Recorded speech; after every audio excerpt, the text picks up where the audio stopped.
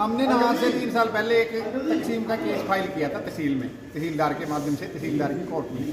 वो केस ना आस्ता आस्ता कुछ टाइम बाद चलता रहा, पैसे देते रहे, आगे बढ़ता रहा। कुछ टाइम पहले फिर इन्होंने 15,000 रुपये मेरे से ले लिए। किसने लिए? वो रीडर साहब मेरे से, तो दलाल ने लिए, दलाल ने आगे दिए। तो उसके बाद ना जी अब ये कंसोलिडेट करने के कहने लगे जी ये तो कमिश्नर के अधिकार नहीं है, उन्होंने मना कर दिया।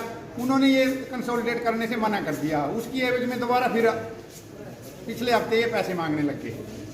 कितने पैसे मांगे दोबारा? वो इन्होंने पैसे कोई बताया नहीं, आप यहाँ फाइल भेजो, हम इसको कंसोलिडेट करा देंगे, बाद में आपको पैसे बता दिए जाएंगे, आप दे जाना। किसने मांगे थे? प्रदीप ने।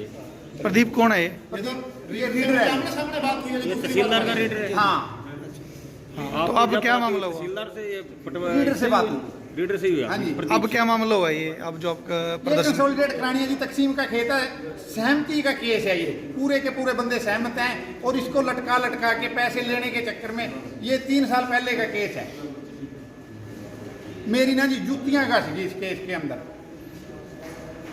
तो क्या मतलब कह रही है बिना मैडम? पैसे से एक कदम आगे नहीं चलती फाइल। मैडम क्या कह रही है अम्मी जो आप तहसीलदार? मैडम से तो यही बात हुई थी कि मैडम आपका रीडर पैसे मांग रहा है, कंसोलिडेट के एवज में आपका नाम रखे। मैडम कह रही बार कोई भी मेरा नाम रख के पैसे मांगे, मैं क्या करूं? ये पेहवा तहसील के अंदर बिल्कुल गदरफंड अधिकारियों ने मचा दिया है, लोगों को लूट के अपने घर भरने का काम कर रहे हैं।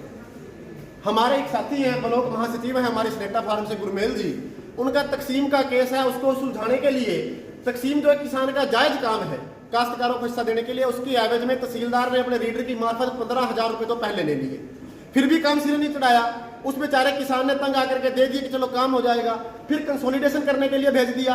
कंसोलिडेट करने के नाम पर रीडर कह रहा है कि तहसीलदार साहिबा और पैसे मांग रही हैं, और पैसे मिलेंगे तो काम होगा।